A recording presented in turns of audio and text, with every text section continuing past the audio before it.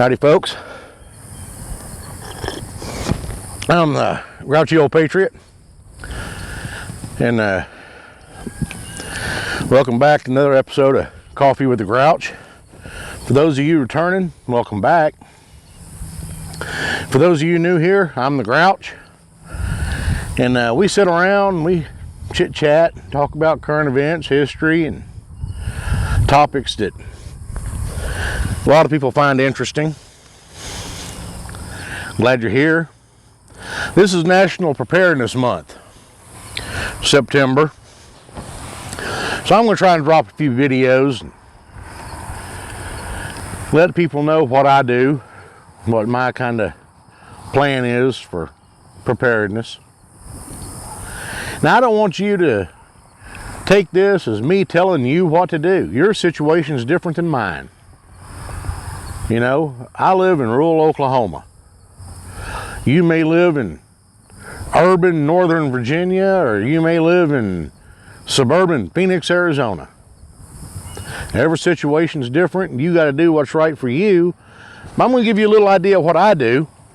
It might give you some ideas, might help you out a little bit. Maybe it'll start a little discussion, and something you say in the comments below might help me out. Something I may not have thought of. Today we're going to talk about emergency lighting.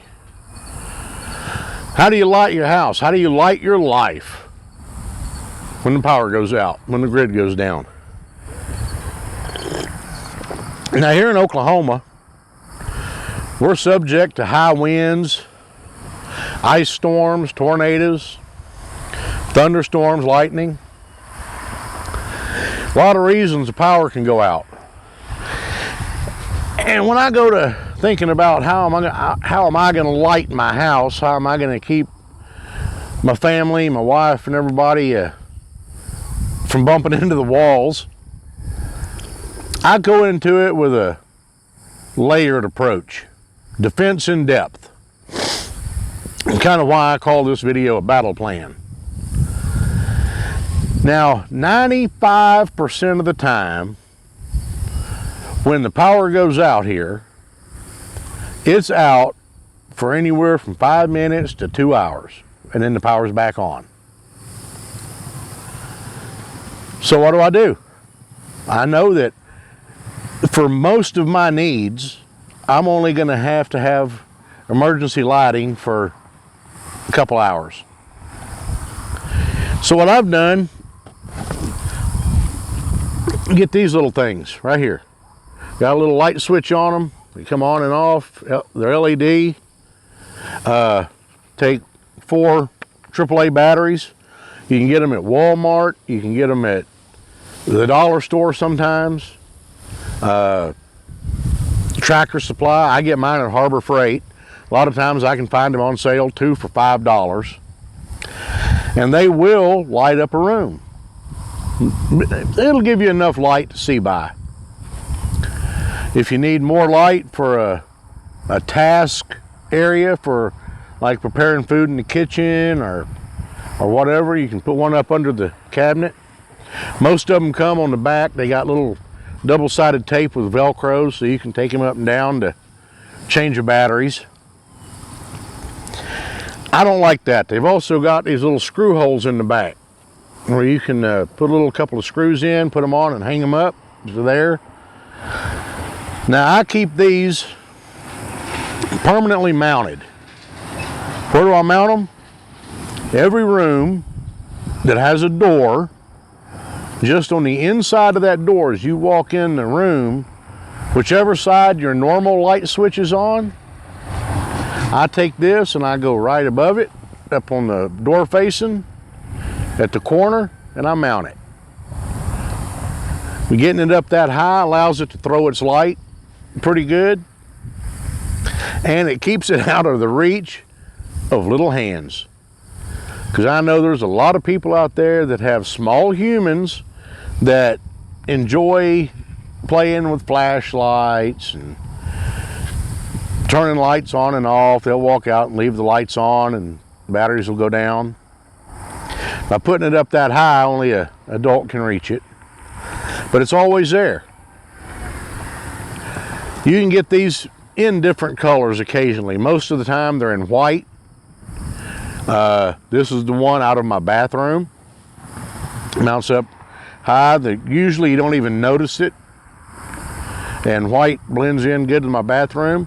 You can take this, mask it off, take the plastic, and rough it up with some 4/0 steel wool, and prime it with some spray paint, and then paint it whatever color you want it, where it'll kind of blend in with your wall.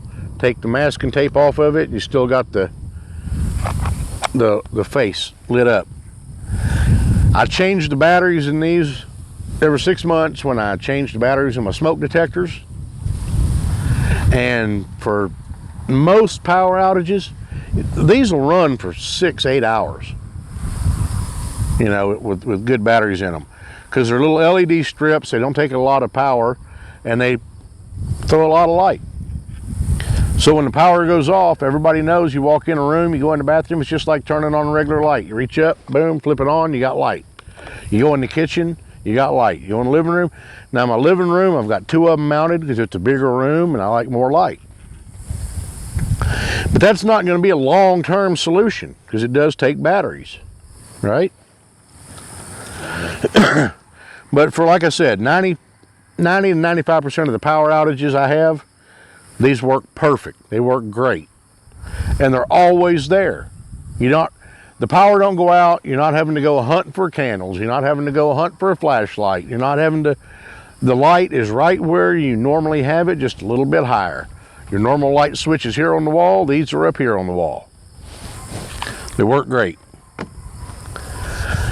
And they're portable. You need light out in your garage? Well, you can mount them in your garage, but you know, you can carry them with you if you have to. Now, I've also got solar panels. I've got a little 150 watt solar panel array that I got from Harbor Freight. Comes with a charge controller.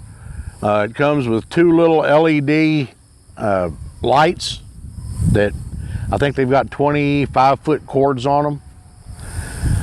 So really, you know, I don't use them very often. I've also got a 1500 watt inverter, power inverter, and 2 RV marine deep cycle batteries. Solar panels keep my batteries charged up. Inverters hooked to my batteries. I can plug in TV, I can plug in lights. I can run most of my house off my solar panels for lighting needs. Like I said, I can put my TV on. Now, if you've got an older CRT TV, pull a lot more power, probably wouldn't work real good. But like the TV in our bedroom, which is a smaller LCD TV, don't take a lot of power. 2 batteries, we can run the house for all night long. Have plenty of light, have TV to watch the local weather, have a radio playing to listen to the weather, whatever we need. And the next day, the battery or the solar panels are going to charge my batteries back up. Where I don't need the light, I turn them off so it's not pulling power during the day. So for longer periods of time, you know, that'll get me through for quite a while for lighting. Now, I do have 2 generators. I did not go with the one big generator concept because I'm a firm believer the 2 is 1, 1 is none. And I've got 2 smaller ones, 3,500 watt generators. And if I don't need all the power, I can run 1 generator and burn half the fuel. Well, what do I use my generators for? Well, if the power is out for an extended period of time, I can, you know, here in the summertime in Oklahoma, it's hot. I'm a big boy. You know, I like my air conditioning. I don't mind sweating during the day, but when I go to bed at night, I want to be cool. I want to go to bed in a cool spot. So a couple hours before bedtime, I'll fire up a generator. I got a 5,000 BTU window unit in the bedroom. I can turn it on, cool the bedroom off. At the same time, plug in my refrigerator and freezer, chill them down, make sure everything in the freezer stayed froze. And then at bedtime, and I can also put a battery charger, plug a battery charger in, charge my batteries up. If my solar panels didn't bring them up to full charge during the day, I can top them off right before bed. And that way when I turn the generator off, I've got full batteries to get me through the night. I've only ran my generator for a couple of 3 hours. And my bedroom's cool enough that I can go to sleep. Sleep comfortable. If I need more power, I've got another generator I can start up. If one generator breaks down or carburetor clogs up on it, whatever, I've got a backup. I haven't put all my eggs in one basket. Your refrigerator, think of it as a big ice chest. It's going to keep stuff in it cold as long as you keep the door closed. Don't be sitting there fanning the door. Another thing we like to do, we get a couple of them big 1-gallon water jugs, put them in the freezer and freeze them, big blocks of ice. That way when your power does go out, you've got ice like an ice chest. It helps keep everything else cool. And then at night, when you're running your air conditioner so you can go to bed, plug your refrigerator and your freezer in. Let them chill back down. Keep everything good and cold. And it don't take much gas to get by that way. You know, I'm not a rich man. I'm a frugal man. I like to save my money. So I try to get by as cheap as I can.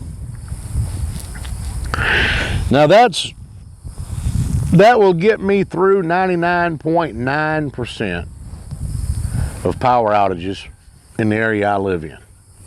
Even if we go through a bad ice storm where the power's out for a week or 2 weeks, that's usually all I need. Try to stay away from open flames if I can. They can be dangerous. However, for long-term lighting, you may not have the gas to run your generator forever. You may not have, the sun may not be out to charge your solar panels or to charge your batteries. So what do you do then?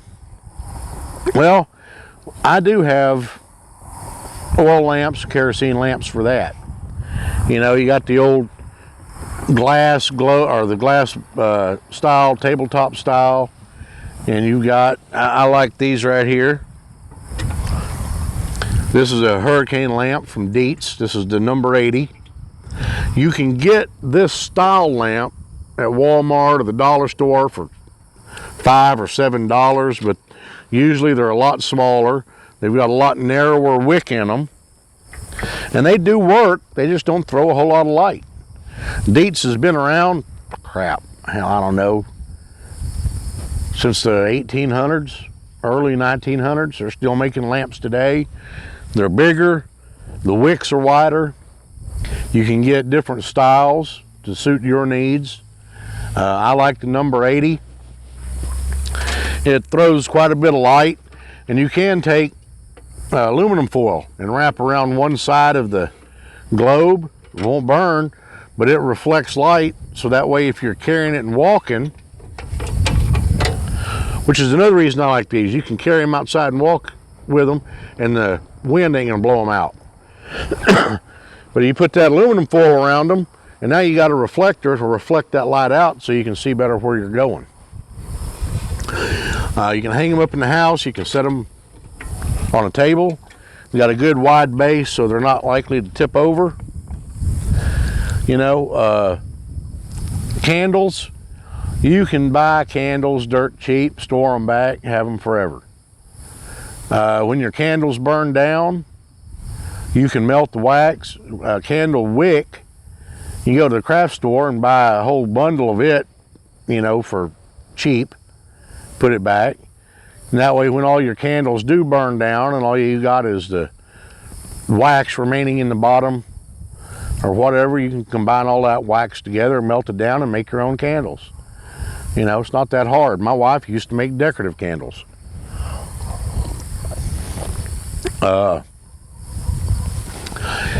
You know, but you can also use the propane and Coleman fuel lanterns.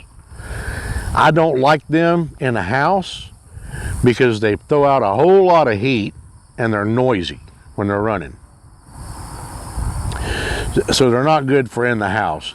Now lighten up your yard, lighten up your driveway, lighten up your barn, you know, they are great. They're great.